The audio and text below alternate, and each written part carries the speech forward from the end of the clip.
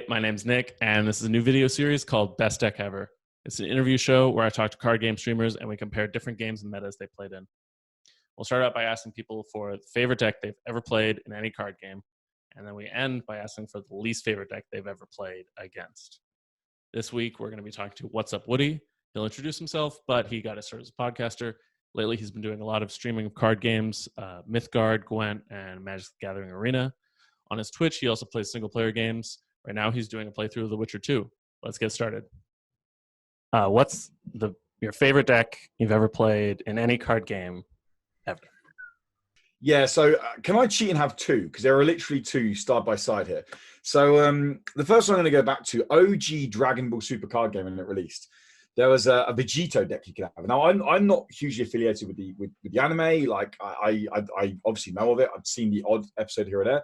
It was just, to me, it was a good, fun, interactive card game. And that's what got me into it. And there's a Vegito deck that was very much a combo deck.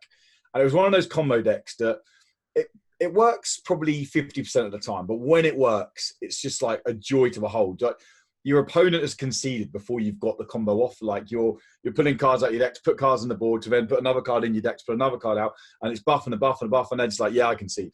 Yeah. And you're like, come on, I'm trying to finish my combo here. Like, yeah. And then the other one is by no means a meta card, a meta deck. But Gwent was my main game for a very long time, for around 18 months. It's the reason I got into streaming was because of Gwent. Usurper Witches was my favorite deck for a long time. You basically use the Witcher archetype or tribal archetype on the cards, and then you would buff witches in your hand. You'd get witches on the board to do extra damage based on other witches. But that deck very quickly died. There was lots of, it didn't necessarily need nerfs, and the deck specifically didn't get nerfed, but certain cards or certain combos within the deck were adjusted because they were being exploited in other areas. And the deck it died a pretty dismal death pretty quickly. But it was super fun. It was a really good, fun tribal deck, and it was one that I always said to people new to Gwent, because chances are they came from Witcher 3. So they knew witches, they liked witches, and playing a Witcher deck just made sense for someone new to Gwent, and it was super fun. So they're my two favorite decks: Usurper Witches, and then Vegito. It was actually a tricolor Vegito deck, Dragon Ball, and tricolor in that game is really rare. So my name's Lewis Woodhouse, or people maybe watching this or listening to this or on the internet will know me better as What's Up Woody. I'm a CCG streamer, content creator. I make videos for various different games. Mainly, I started with Gwent, then I moved across to Mythgard. Mythgard's like my main game now. And then I've now started to dabble into MtGA. So I've played Paper Magic very casually for about the last year. And then Mythgard's in a bit of I don't want to say a dip, it's just in a bit of a quieter patch at the moment. So I jumped across to try out some Magic because a couple of my friends have been playing it. And I'm really enjoying it, actually. The Ferris Beyond Death, the new set is really cool. And I've been really enjoying that. So they're the three main games I've played. I've played lots of other games, but they're the ones that I've created or am creating content for. I've always enjoyed card games, and I played Paper Dragon Ball was my main paper game at the time. So I really got into that. I mean, I was playing some Magic with him. I really enjoyed it, but it just always seems this really intimidating world to get into. Magic's just it's just huge, and I had no idea that there were different disciplines as such. I come up with like different standards as such, like modern, pioneer, legacy, vintage, all that standard. I had no idea that was a thing. I had no idea about rotations. Like, I was just playing this Dragon Ball game that was brand spanking new, and that to me was what a card game was. So Magic was just far too intimidating, and everyone kept warning me how expensive it is to get into. So I was like, oh, okay, but yeah, but then this last year I've actively been buying the recent sets, and I have been playing Paper Magic. I got a really good local shop called Manor Gaming that I head down to, and I play either on Tuesday night standard showdown they have on Tuesday nights. I try to get the Friday night Magic when I can, but I'm normally pretty busy on Friday nights with work stuff and bits like that. So, but yeah, Paper Magic is awesome, and playing Arena has made me realize the massive difference between the two. I've always heard people like hardcore paper players complaining about certain elements of Arena, and I can now start to see why they would complain about them. Not that I have anything against Arena, but yeah. Yeah, I mean, it's a physical game first, and there's always going to be you know, there's going to be sets of cards that are based on things that are not possible digitally. So Yeah. that's just kind of, you know, comes with the territory, I guess. The Dragon Ball game, I guess that was like late 90s, I imagine. Oh, so that was a different one, actually. There was a new one that released in 2000 and Oh, okay. yeah, we're well beyond that. But no, 2000 and I want to say 2016, 2017. And it was really good. The issue they had in the States, it's still massive. It's still really big. The issue they have over here was we released 6 months later over here than the States. So we were always behind releases. So people were always buying imported cards from the States to keep up to date and stay competitive, because you had to if you want to be competitive, which then meant that shops stopped stocking it because no one was buying booster packs in the UK. And it basically just died. So it only lives on. There's no reason to in the run UK. tournaments and stuff, right? Exactly, yeah. Okay. Like my local shop, we had when I first started playing, we'd have between 10 and 12 go down, which is as much as some Friday Night Magics to play Dragon Ball. Because it wasn't the shop's fault, but because the delayed releases, and we were buying online because, like I said, you had to. Because if the other people were buying online, you're thinking, like, I need to buy online because otherwise I'm going to get trounced. Like, I need these cards. So yeah, shops have stopped supporting it, and it's now only played in the UK at a very high standard. There's no local tournaments for it. The thing is that, you know, stuff coming like 6 months later to Europe, I mean, that's the authentic experience of Dragon Ball. Yeah, that's right. Yeah. So it's actually very flavorful, and you can't fault it for that. Yes, lore heavy. I like the lore approach with it. So. Yeah, one of the big things I'm trying to investigate here is what are the different metas in these games that you played, and then what caused those metas to change? Were they good or were they bad? The question is amazing because it was actually the state of the shift in meta and the focus of meta in Gwent that made me leave Gwent. Oh, really? Okay. Meta's a really interesting one. They're so subjective. One person can feel as a bad meta, another person can feel as a good meta. And it can very much depend on control players can have a control meta that they absolutely love. And aggro players are just like, this is crap. Like, what? Sorry, this is bad. Like, why am I playing in this? Why am I playing this game? I can't do anything. Everyone's just blocking me out. It's getting past turn 5 with an aggro deck and I'm auto losing. Like, you can definitely see that's the case. In short, I suppose, like, a good meta, in my opinion, would be something that is versatile, something that's always evolving, something that's changing, and that could be either through developer support, or player creativity. Now, Gwent when it went into Homecoming, I won't go into the massive in-depth mechanics about it. It went from a 3-lane game to a 2-lane game, and it was overall, it was pretty well balanced, apart from the few tweaks needed here or there, understandably. So I was really enjoying Gwent Homecoming when it first launched. The way CDPR, and this is not me speaking poorly about CDPR, if anyone's listening in there, they're big fans of CD Projekt Red, but the way they balance cards in that game is they have a very big tendency to almost make the card unplayable. So, for example, artifacts. There was an artifact called Sea Hill, which was a sword that if you got it out early in turn 3, you pretty much auto won if they didn't have removal. Now, I do agree, not like feeling forced to tech a single card into your deck isn't good. So it definitely needed a nerf. There's no denying it needed a nerf. But it's over nerfed. Yeah, it then went to unplayable. Like, no one saw it. And then there was another example when there was these cards called Uni and Cairo. They were a combo card. There was a black unicorn and a white unicorn. And then they nerfed them and they just didn't get played. And it was a case of, they then started going down the route of saying, well, we're going to nerf control. We feel like control hasn't got the best place in this game. And for those who've never played Gwent, a quick rundown of what Gwent is: you don't ever swing at face. So it's a very unique game in terms of you're not actually ever doing damage to your opponent. The idea is you're looking at racking a higher score than your opponent.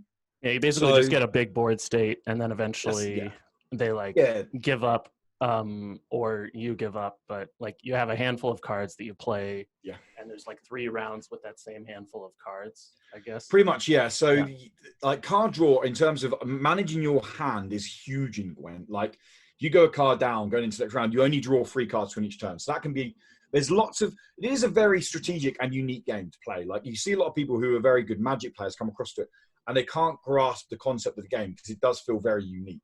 Yeah. Um, It's almost like Hearts or something. I don't know. I think there's yeah, probably some actual card game that it's more yeah, like. it, I it don't know. definitely feels it suits the world of The Witcher being so medieval, if you want to go down that route Yeah. or whatever. So it really feels kind of its time, shall we say, and it fits the aesthetic really well. But the when they decided to nerf control, you then got these metas starting to appear where they were just people were coming up with combos where they were scoring like 60, 70 points on the last play, where you couldn't, like, you'd already played your cards. You had no way to react to that play because you couldn't remove certain cards leading up to it. You knew what was coming. And that started to evolve. And then people started playing cards that would just spam rows and then they buff all the rows up. But again, because the lack of control wasn't there, it was very struggle. It was hard to deal with it. So when you say control, like mechanically, what does that mean? Does that mean like board wipes, or does that mean like hand disruption? Yeah, so spot removal, mostly in Gwent, is spot removal. Okay. So they play a single unit that has summoning sickness. So Gwent doesn't really have summoning sickness most time, unless a card has an order ability. But they play a big card. But the big, powerful cards have summoning sickness. So they play a card. But then most of the bodies are like 5 or 6. But the biggest control units, or average control units, by control, what I mean damage they do to a opponent, is maybe 2 or 3. So there's no way you can only play 1 card per turn in Gwent, or unless you're playing a combo, but that's very rare. So there's no way you can get rid of that card. You have 1 turn to react to it. You only have a card in hand that does 3 damage. That combo is going off no matter what. I see. It's now collateral damage. How much can I stop the combo going off rather than stopping it in there, right there and then? So that was really, I didn't enjoy it much at all. This became this. Everyone was running 2 decks, and that happened for about 2 months straight. Everyone was running DJ and everyone was running Foul Test as leaders, and that was all you saw on ladder was people trying weird and wonderful stuff, and it was winning sometimes due to surprise factor. So people were like, "What on earth has this guy got in his deck?" And then they were playing a card that is normally terrible, but because people didn't play around it, it was great. Yeah, and I just didn't like it. It felt a little bit Wild West to me. It felt like I was just like, "What on earth is going on here?" Yeah. Not top-down design, like it was just that was just an idea of an example of really bad meta. One question is, like, do they even have the concept of hand disruption in Gwent? Because there's a lot of card games that just think that it's a like anti-fun mechanic. Yeah, a very small amount. So they have a few cards in Nilfgaard. I've not played the game properly for about 6 months now. I did go back and try and play it recently just to see how it was and where it went. And I will say now the meta is a lot nicer. It's a lot more versatile. It's still not for me. The whole change of shift to focus to the point slam just isn't really for me. But yeah, there are 1 or 2 cards that will force your opponent to like discard a card and draw a card, but there's not really. Mill is like a very poor archetype in the game. People have been trying to make it work for so long. But Mill's one of those things. You can never make Mill a tier 1 deck. Because no matter what the game everyone. is. You lose everyone from the game. But yeah, I do always like the fact that, for example, in Magic, that Mill can possibly be a viable option if you get the right draw, and if your opponent stumbles out a little bit, it can work. And I always like the idea of Mill potentially being able to work. Yeah, it's a very I don't know, cruel relationship that designers have to have with Mill. They're like, look, we're not getting married, but I'll keep you in my phone, okay? I'm not, we'll see in a year when the new set comes out. Maybe we'll give you something.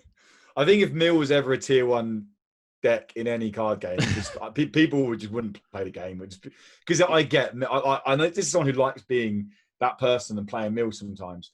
And I get how infuriating it is just to see your deck depleting away and there's nothing you can do about it. And you're just like, oh my God, what are you doing to me? So I have a friend who plays card games. He's the nicest guy. And then he sits down to play a card game. And it's like this different person enters his brain. He is like unbelievably competitive. And every single thing that goes wrong, he's like, the odds were completely that this wouldn't happen. This is absolutely preposterous. I can't believe this happened. And it just happens every single time he loses, as he has to like tell himself this sort of narrative about how like he probably could have won, but he was just unlucky, right? And the Mill is for him the most frustrating thing, because every time he sees a good card go to his graveyard, he's like, oh my God, if this guy wasn't playing mill, I would have drawn that and I would have beaten him. And when he sees the bad cards, he's just like looks away or something. I don't know what it is, but like there's something about like the psychology of it that just drives people completely insane. I really hope you play mill against him. Like, I really hope you play mill and just, oh, that's a good card. Oh, that was a good card. He's like the kind of guy who, like, if he knew that I was going to play mill against him, he would like stay up all night, prepare a deck that specifically would disallow that from happening, just so that he would never have to have that emotional experience. I don't know. Anyway, let's see. So now you've been playing Mythgard since summer. Yeah. And Mythgard caught me at the ideal time. I was down on Gwent. I wasn't enjoying the current meta. I hadn't been enjoying it for about 6 weeks or so. And then through TRS, Team Rank Star, someone else at the part of the team reached out and was like, hey, I know you've not been, because streaming is one of those funny things. It's very hard I'm not an actor. And if I'm not enjoying a game, it very much comes across in streams. You're getting salty a lot quicker than you normally get salty. You're starting to, again, make excuses. Oh, this is, like, it's never your fault, because I've always had this, again, you spoke about psychology. This is why I love single player games. I like fighting games as well. And I love games where the ownership's on you, because the psychology is no one ever wants to blame themselves for losing, or no one ever wants to say themselves that they were bad. But realistically, in one-on-one games, card games, fighting games, it's the case. Mm-hmm. It's so easy to say, they were playing this good deck, or I didn't draw this card, or I didn't do that, because you don't ever want to blame yourself. And that's what I love, that element of how can I improve myself? There's always a way to improve. How can I do it? And Mythgard caught me when my Gwent guard was down, shall we say. And I played the game and I was like, wow, this game is insane. Like any game releasing now, 2020, 2021, 2022, has the luxury privilege of saying what worked in Magic the Gathering, what's worked in Hearthstone, what's worked in Gwent, let's go through the forums, what are people loving, what are people hating, let's make this game. And that feels like what Rhino, the developers of Mythgard, have done. They've been very thoughtful about it. And we've got devs on there from Hearthstone, you've got devs on there from Shadowverse, you've got devs on there from Eternal, you can tell they're very experienced CCG devs. Partly one, because the game design, secondly, because the balancing of the cards. For the most part, barring the odd card at launch here or there, it was very well balanced. And that's what I liked about it. I went straight there after seeing just 2 decks doing the carousel on Gwent, to coming in and being able to play any color combination I wanted in Mythgard, being able to climb rank with it, and being able to feel like I was doing well with it. And Mythgard, for me personally, is the best digital CCG out there. I think it's incredible. It's the ownership on you as a pilot, the way that it challenges you. Like, one wrong decision in that game, you'll go on and lose pretty much. And there's so much potential every turn. Like, every turn probably has between 10 and 15 out every different lane you play. So for those who don't know, Mythgard is a game where you do swing at your opponent. You have two players, has 7 lane board, and you play a minion, say lane 2. That minion can swing through lane 2, 1, 2, and 3, and it can block the opponent's lane 1, 2, and 3. So imagine it as a cross between Hearthstone, Magic the Gathering, and Duelist is the best way to describe it. Yeah, in Magic, you can block anything with anything. In Hearthstone, you basically can't choose to block. You just have taunt minions and stuff like that. Yes, yeah. So this is kind of a compromise between those two, I suppose. Yes, definitely. Yeah. So you have to choose. You can only block opposing 3 lanes. Yeah. So lane placement, adding just that one mechanic of lane placement into the game, and it also has an incredible mana system where you burn cards from your deck. So let's say, for example, I'm playing green-red. I burn a red card, it goes back into my deck, and I get a red gem. I get 1 red land. So it acts like land in Magic, but you don't play land cards. You play a 40-card deck. So imagine you played a Magic deck with no land, and you had a 5-drop red card in your deck. I'm going to choose to burn this. You put it back in your deck randomly, and then you would place a red land on the board. That's the way it works. So you can never get land screwed, mana screwed. You're always going, and then the decision comes later on, do I need to burn a card now because my hand's pretty small? Do I, whether or something? Then you've got the lane placement mechanics going in there. Am I going wide to try and play around my opponent? So all these mechanics coming into it made me think this game is going to feel really unbalanced. And when you look at some of the cards, like from the outside looking in, you're like, that's nuts. Like, how broken is this card? And when you play it and you realize that actually, no, it's not broken at all, because the way the mechanics work, it suits the game. And it's such a well-balanced game. When there has been issues with cards, the devs have been very good at going, yep, we agree there's an issue, we're going to fix it. The thing for me, I guess, is that you know, there's constantly the question of, like, I guess we're already kind of talking about it, of random chance versus many decisions that you make in a turn. And you know, the way that, like, fighting games effectively do that is, you know, rock paper scissors is not randomness, but it's effectively random who wins. And you just don't have the, you know, there's some buffer where there's like a reaction speed where you can't do it. When you discard a card, you know, just the decision of which card to discard is already a decision. And then this lane placement thing, I mean, it feels like something where, like, you're playing on turn 6 and you're like, if I had done something different on turn 2, then I would have the advantage or something like that. Maybe, depending on what they have in their hand or something like that. Yeah, basically so. That's kind of, I don't know, it's interesting. I think I read somewhere that like the low end of Magic pros versus the absolute top end, on average, the top end would win like 60% of the games or something like that. So for you, really the thing that's important is like lots of decisions that matter, high skill cap, and the deck building. I guess the deck building, well, it still matters because you're saying, you know, the wide variety of meta is really important, but it was something where you were like, I want to just pick this color combination, and that's yes, it. I love deck building. I like making weird and wonderful but competitive decks. Like, I like looking at a card that people are like, this card's trash, and I'm like, no, it's not, we're gonna make it good. And I like taking that challenge and trying to make that said card good. I'm not the best deck builder by a long way, but Mythgard definitely allowed me to do that, allowed me to take certain decks, try ideas out. But like you said, I definitely like the complexity of that game. And I think that's why when I went to go back to play Gwent recently, I've moved from Gwent, which isn't an easy game, but by no means is a really complex game. The hardest thing in Gwent is your sequence of plays, because that's really all you have to think about. Whereas you're then playing Mythgard, where you've got 10 decisions every turn to be like, well, if I play this here, they're playing aggro. Next turn, they're going to be swinging wide here. They're probably going to be playing Wings of Abaddon in turn 4. So I need to make sure I'm blocking that. So I need to make, I haven't got a yellow card in hand at the moment, so I can't burn that gem. So I haven't got enough gems. All these decisions are coming in about where you're playing. And I've thrived that. So when I went back to Gwent, it was a bit like, oh, this is just a bit simple. And I don't mean that as a bad way towards the game, and that's why I'm liking Magic, like getting into Magic now, because like you said, experienced Magic players, I only play standard. I don't play modern or anything like that, just standard. And what I like about that is that standard has, where it has the 3-month rotation, just when a meta probably feels like it's getting stale, bang, there's a whole new set of cards in there. There you go. And then every year, those cards are gone now, these cards are in. So it's always been shaken up, which I know a lot of card games do. But I think if anyone can release a set minus Oko, they can do it pretty well with like Wizards of the Coast. It's they're pretty good at releasing a set of 250 cards every 3 months and saying this is the set, and it's pretty well balanced. Yeah, there are the odd card here or there you're like, this is nuts. Like you're playing against green that's got Questing Beast dropping on turn 4, and you're like, what? Like, how did you print this card? But you deal with it. It's as simple as that. Yeah. Everything is overpowered in different ways. Exactly. Balance, right?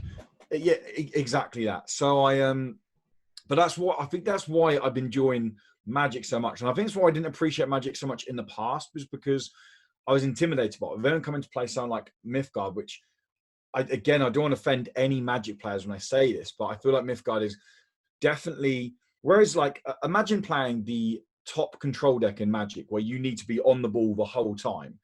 That's like playing every deck in Mythgard. Even aggro decks require that kind of thought process. Whereas, again, no disrespect to aggro players in Magic, you're kind of playing a mountain, or you're dropping a 1-1, 2-1 red, and you're swinging the face, and you're swinging the face. And then you drop Ember Cleave turn 4 or 3 or 4, and you're swinging the face. And it's just like, that's what an aggro deck is. And yeah, so that's, I think, coming from this complexity of Mythgard, jumping across to Magic is what made me appreciate Magic more, made me go, wow, this game, it is versatile. It can be super complex, and that's what I like about it, and that's why I'm playing at the moment. I still remember that at one point Hearthstone was trying out these mechanics where placement mattered. I like I guess there's the walls, crushing walls card. Yeah. And that's this sort of thing where you have to kind of design your entire game around it, because if it only matters in 1 out of 5 games, then you're just constantly being reminded, like, oh yeah, there are mechanics like that, and I am supposed to play with those in mind every time I play, but it's something that only kind of kicks in once every 100, it kicks in after 100 games or something like that, where you're starting to reliably play around it. I think that Magic is kind of, just in general, I think Magic has a similar sort of thing where at the highest level of play, you both know literally exactly what cards are in your opponent's deck, because there's a standard set. And then it becomes this sort of statistics question of, okay, they played these 3 cards and whatever, there's, I don't know. You're always kind of running statistics, just figuring out if you're going to draw a land or not every turn. And so that's I don't know. I guess it's there's a linear skill slope and then sort of a plateau, and then it gets a lot more strategic once you start getting into the statistical aspect of it. Yeah. I mean, I was watching a mirror match on the previous Mythic Championship qualifier. I was watching a mirror match where there was 2 Simic Flash players, top elite players, playing against each other. And it was amazing to watch, because obviously Simic Flash being about playing on your opponent's turn, dropping, cancelling out spells. And it was all a case of who can get Nissa out first. So who can, at the end of the opponent's turn, counter a spell to then force a counter back. So then going into their turn, the opponents are tapped out, so they can get the Nissa out, and the Nissa doesn't get cancelled. And it was a real game of chess, was the best way to say it. It was who's going to get that checkmate. And it was so good to watch. And watching these elite players making these decisions, I'm like, oh, I would do this now. And then they don't do it. And I'm like, oh, because they realize in 4 turns time, they're going to be doing this. And it's just wow. It's when you think you're getting good at the game and you watch something like that and you're like, oh, I'm miles away from getting good at this game. Jeez, he's like, wow. It's a next level of thinking with pro level players in any. I love watching esports CCGs and in any esports situation, those players, there's a reason they're there, and people go, oh, it's partly down to luck because card draw. No. Even people who get land screwed could just watching them and how they deal with that and how they manage their hand is just it's incredible to see. Let's see. So you started Mythgard relatively recently. Has the meta shifted since you started playing? Yes, a lot. So I started playing very, very balanced. And then people found a card, or a combination, shall we say, of a card. Like CCG players do. If any demographic of players are going to find how to break a game, it's going to be CCG players. It's as simple as that. It's going to happen. Yeah. And people found this disgusting combo where you could play a card called Boneyard Abomination, which gains +1/+1 for each creature or minion, as it's called in Mythgard, in both boneyards, graveyards, shall we say. So you play that, and it's only a 4-mana card. So you played a 4-mana card, and in a control matchup, it's normally coming out around 12/12, sometimes up to 15/15. And then there's another card where you could play on top of it called Volition, where it would give a standard action to a minion this turn, which is a 3-mana card, a 2-mana card. So for 6 mana, you were getting a 15/15 rush minion. So if they had a free lane, you're playing this and you're swinging through. So people were playing decks that would just shut out the opponent, grind them down, get their hand size down, just literally block them out. Weren't really swinging through, getting their Boneyard Abomination, dropping it, giving it Volition, swinging to the face. And you're just like, oh my God, this is so... And it got a little bit boring. In Mythgard, the only way to block that would be to have literally an entire row of units. Yeah, right. You can't play spells on your opponent's turn. There's no such thing as instances or anything like that. That's like Hearthstone, right? Yes, exactly. I mean, I'm sorry. Apologies to people who think this guy doesn't ever refer to Hearthstone. I've played 5 hours of Hearthstone, and I'll be honest, I'm one of my worst things in card games I hate is RNG, and I just felt like there were so many cards in that game that were RNG. I was just like, I can't be playing this game. It would infuriate me way too much. I think, having seen some more of your videos, I think the monetization might also annoy you. Yeah, monetization is a big thing as well. I mean, I'm talking. I've tried Hearthstone before it got as big as it did with all the expansions. But still, just the RNG cards that you play, and it will do damage to your opponent between 1 and 4. It's like, that doesn't need to be in the game. Why is this in the game? Like, I can't stand that. But so that's why I'm not really referring to Hearthstone. I know how it works. I've seen videos of it. I watch it sometimes, like there's like the final, like the World Champs final on. I might sit down and watch it because, again, I like watching competitive play. But yeah, no. So the meta in Mythgard has massively shifted because they nerfed the Volition, and Boneyard Abomination then became it's still a combo that can happen, but not nearly as much as it used to. It now requires a bit more skill to play around it. And then now at the moment, the big meta is sat around a deck called To Heaven and Back. You basically play 2 enchantments that are reanimating enchantments. So you play one that when a creature dies, an enchantment is like something you play on a lane that then enchants that lane. It's like an effect for that lane. And when a creature dies in that lane, it returns to play and it gains Frenzy, meaning it can attack twice in 1 turn, and it's buffed by 1/1. Then you have another one, which is Stairway to Heaven, which when a creature dies in that lane, it gets returned to hand, its mana cost is reduced by 2, it gains Agile, and it gets 1/1. So you have these very like mid-range aggro decks that gain late game sustainability through these enchantments, because these mid-range cards are now coming back out rather than 4/4, they're coming back out 5/5 and can attack twice and can be agile, so they can swing by lanes and by creatures. And so you don't have any massive big threats in there. You have all these fast, quick cards that are cheap to get out, but they have sustainability for these 2 enchantments. And it's at the moment, it's kind of like you play Heaven and Back, or you kind of don't play Heaven and Back and lose. So I've kind of taken a step away from the game. One, because I have a full collection now. Nice. Congrats. Thank you. Cheers. I've got 500 hours in the game since the summer, so I've played it a lot. And I kind of feel like I've learned pretty much all I need to learn for now in the game.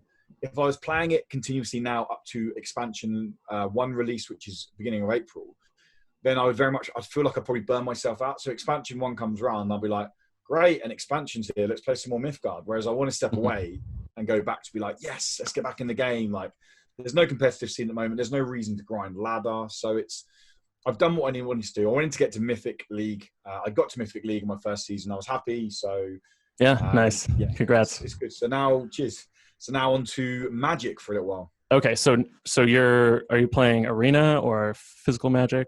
I guess both. So I play physical Magic when I can, but the being a 33-year-old guy we have a baby on the way, like getting out to actually, awesome. Thank you, cheers. Getting out to actually meet up with people and play actual Magic isn't the easiest thing. You have commitments on like to do and all that. And if I go down mana, I can't go into a card shop and not buy packs. So if I go to mana, you're talking like it's normally like a 30, 40 quid evening out, because I get food down there. I want to make it like an event, if that makes sense. Like, I don't get to go out tons anymore because of work commitments and family commitments. So I go down there. So then you have that added expense onto it. If I do it every week of the month, all of a sudden you're like, well, that's 140, 120 quid just to go play some Magic. Like, so I play Arena to learn the game, or I'm playing Arena to learn the game, to keep up my knowledge of the game, to get better at the game. So when I can go and play physically, I'm not like, how does that card work? What does that card do? Like, I feel like I'm up to date with the game. So I am playing both, but Arena is my bigger focus, I'd say, at the moment. Makes sense. Yeah. I started playing Magic Online, which is like the old client. I started playing it before they redid the interface. If you can believe it, the current interface is a vast improvement on the old one. Like, I know it sounds incredible, but it came out with Arena, as a Hearthstone type thing. But Magic Online, it's this really old, regularly buggy client that has every Magic game ever, or every Magic card ever. Oh, it's where people play Modern, right? Right, exactly. On it, yeah, and until Arena came out, Modern was like kind of increasing in popularity over time, because it's something where, Magic is like a lifetime hobby. Like, once you're a Magic player, you can always come back to it, even if it's been 5 years or something. And people always keep these old boxes of cards, and sometimes the value in that card pays for getting back into Magic when you come back, you know? And so, I don't know, it's interesting to hear, you know, you've found a way to play Magic and you're getting into it and you're really enjoying Standard and and Arena. I imagine that's probably making Standard a lot more popular now, because at the time it was like, you can play Standard in this buggy client, or you can play Modern in this buggy client, and the Modern cards don't lose value 6 months from now. And so it was like, why would you bother playing Standard? You know what I mean? It's a question I get a lot, actually. When I said some of my, I don't want to use the word community because that sounds a little bit pretentious, but when I was talking to some of the people who regularly stop on my streams, and they were like, "Isn't Magic really expensive to get into?" And I was like, "Well, it is, but any hobby is expensive to get into, really. Any hobby that requires you collecting something." But I've come up with a pretty good system in Magic. So what I tend to do is when a new set drops, I buy 2 booster boxes, so like £200. So looking at £600 a year, £600 to £800 a year. But then what I do is I open my pools. I know what decks I kind of like. I'm not an aggro player. So for example, when Thrones dropped, pulled 2 Emberclaves. Straight away, that was £40 I got, because straight away, as soon as they released, they were going for £20. People wanted Emberclave, so that's £40 I got back straight away. And any cards I get that I'm not going to play, I would just sell. I just get rid of, or I trade into decks I want, and then I'll make up the decks, and then over the course of that year, while the standard season's running, I've only done this 1 year. When I buy my booster packs, I'll look to just upgrade my decks. If I'm completely bored of that archetype, I'll just sell it as a whole deck. Chances are you still like, I sold a Simic Flash deck a little while ago, and it was like, I nearly got £320 for it. So that basically allowed me to just go and buy a whole new deck for standard. Yes. So, and then once the cards go out of rotation, they actually sometimes increase, or if they don't increase, hold on to them. For example, Walking Ballista, with the new combo that come around recently, the card went up to like £24. So I had like 6 of them just sat around. So I was like, oh, I'll just get rid of these now. So that's like, yeah, I've got these assets, whatever you want to call it, lying around. But if you're savvy enough and you know, well, there's a card that can be worth £5 now, a card can be released in 2 years' time that all of a sudden makes this card an insane combo for Modern or for Pioneer, probably not Vintage. But then all of a sudden it goes, that card goes from £5 to £20. You go sell your full play set of those, that's £80. Like, yeah, it's some sort of like weird economics thing, right? Yeah. Where it's like a card, like a pack has a certain value. Yeah. And so when Standard is around, if all the cards in that pack are worth $1, and if they're all worth like a quarter, and then the set rotates out, then now the pack still costs $4, but all the cards except for one are useless. So the one card is now worth $4. So it's kind of like penny stocks. It's like you have all these like little cards where you're like predicting how they're going to develop over time. It's definitely weird, but I mean, I'd probably say so I spend £800, roughly £600-800 a year on keeping up to date with sets. Mm-hmm. But I'd probably say I'm down around about £300 a year from what I sell and trade. Mm-hmm. I'm only probably down about £300 a year. So £300 a year for a hobby is like really not that much, if you ask me. And that's someone who wants to try now be competitive in that. You could easily do it for a lot cheaper if you just wanted to play Magic casually. Yeah, so. That's true. Yeah, you can buy those old boxes on eBay with all the really bad cards from 15 years ago. You can get like 10,000 of them for like $10 or something. Well, I've got a friend who's just literally picked up on Facebook. Someone was selling 1,500 Theros commons and uncommons for £10. Yeah. So I'm like, yeah, I'll take that. Like, so he's because he's like 1,500 cards. I should have pretty much a whole set of commons and uncommons. And I'm like, you probably will do. And then all you have to do out and go and spend maybe £30 on the individual rares he wants to build a deck. And then all of a sudden for £40, he's got potentially a decent deck. So there's definitely ways of making it cheaper, that's for sure. Yeah, you were saying about Legends of Runeterra that you just started playing it. Yeah, so Legends of Runeterra, obviously it's in open beta at the moment, but I think this is a timed open beta again, like a window. like they've been doing. But I've been playing it for the last like 4 months on and off. Obviously, I was in the first closed alpha, then the closed beta. Thanksgiving thing, right? Yeah. Yeah, so I was in all that. I'm very fortunate. My team rank star managed to hook me up with the entry for that. And I have no affiliation or link to League of Legends whatsoever. So I was very much approaching this much like Artifact as a card game. What is this as a card game? And I won't get into it, but I really enjoyed Artifact as a card game. Monetization, whatever aside, as a game, it was super good. That's what I've heard, yeah. And jumping into Legends of Runeterra, it does complete opposite to what Artifact tried to do. So Artifact was this very, like, similar to what I said with Mythgard, pilot heavy, you're in charge game. Like, you need to make decisions in turn 2 that are going to affect turns 6, 7, 8, 9. You don't, you're going to lose. Legends of Runeterra, as a core card game, I personally find it pretty dull and boring. I find it very simplistic. It has some nice mechanics going on with it, but it doesn't feel like there's anything new going on. Now, I can see why people like it, because it is, for lack of a better term, a triple A CCG. It's highly polished. It's super clean. It looks like colors pop out the screen. The animations are lovely on it. It feels like it's got a lot of money put behind it. And the monetization side being the fact that there is no way of spending the money in the game at the moment. And they're saying there's no way to spend money in the game apart from buy cosmetics, apparently, is great. Like, that's going to really appeal to your casual market, and you're going to get them in. You're always going to get a fan base from League of Legends, like, moving over. I've heard very mixed things about it from within the CCG community I'm part of.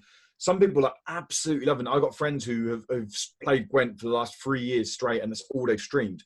They're now streaming Legends of Runeterra, and they're like, I love this game. I can't stop playing this game. I personally I think it is, again, that when you dive into the rabbit hole of Mythgard, or maybe even Magic the Gathering, and you start learning the real versatility that those games offer in terms of you as the pilot, that ownership on you, how are you going to play your deck?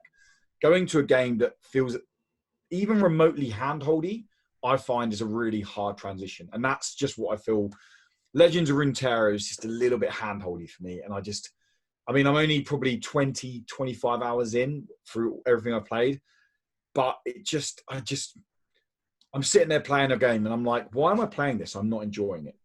And I'll be like, I have one more game. I'm still not enjoying it.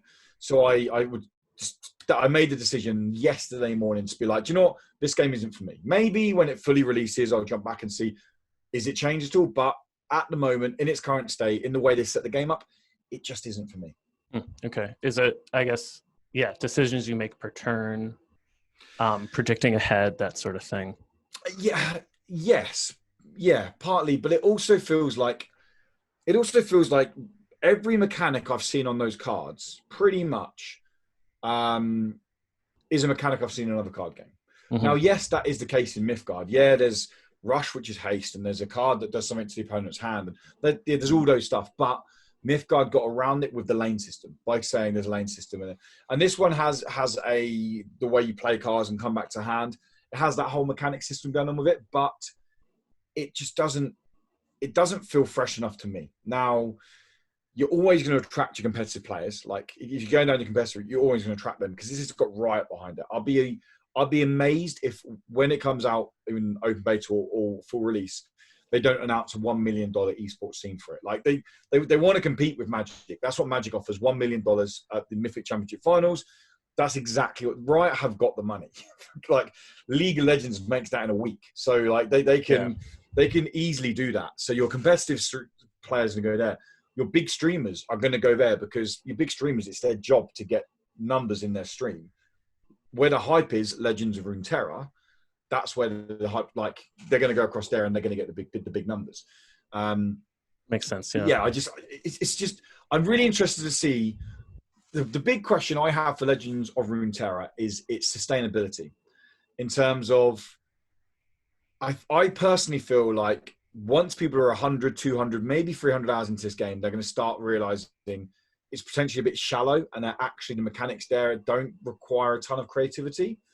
And that's where I think it's going to start dropping down. Like, people haven't found the meta deck yet because it's only just launched. But as we said earlier, if any community genre are going to break a game, it's going to be CCG, and someone will go, oh wait a minute, this combo here works, and all of a sudden people are like, this game's like, this is disgusting. So until that happens, people, I think, can be like the new relationship, the honeymoon period, fine. But I think the game is far from being as perfect as people initially think it is until we see that disgusting meta. Because let's be honest, which card game hasn't launched with a disgusting meta a month down the line? Like once that happens, and depending how they gets dealt with, whether it's community creativity or whether it's development support, that's where I think Legends of Runeterra is really going to start showing its true colors.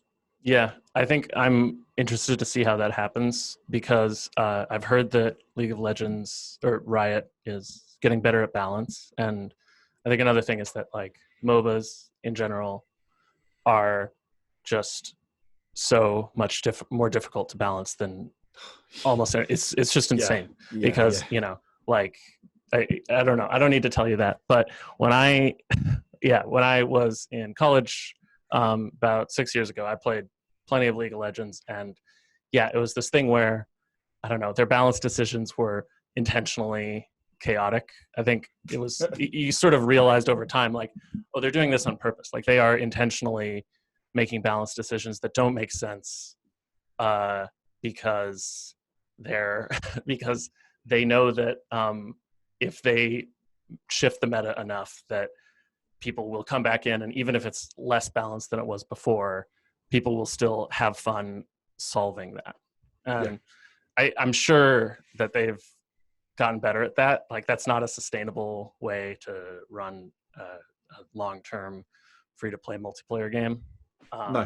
So I'm very interested to see, like, you know, where they've come in the last like 6 years. I played it like right at the beginning, so you know, obviously it's a new company. They had like, you know, they had no idea what they were doing, and they just kind of, it's like Bluehole or something. Like they just stumbled into $1 billion. You know, like what are you going to do with that, right?